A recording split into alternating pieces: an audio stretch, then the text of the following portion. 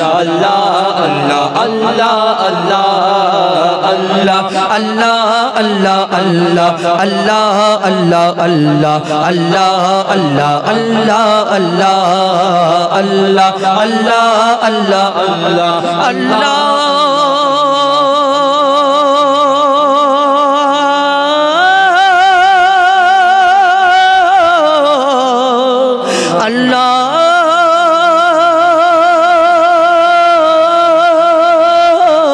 আল্লাহ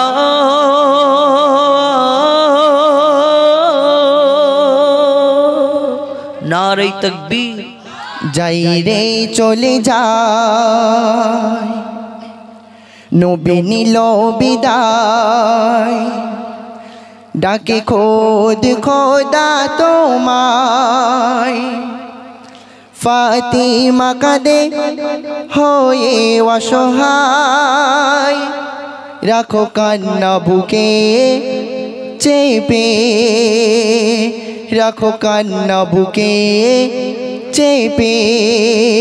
যাই রে চলে যায়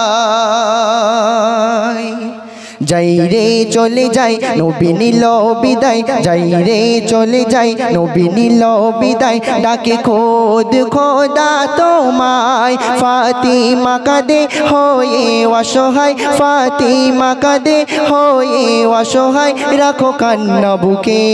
চেপে রাখো কান্না বুকে চেপে যাই রে চলে যাই নবী নিল বিদায় ডাকে খোদ খোদা তোমায় ফাতিমা কাঁদে হয়ে অসহায় ফাতিমা কাঁদে হয়ে অসহায় রাখো কান্না বুকে চেপে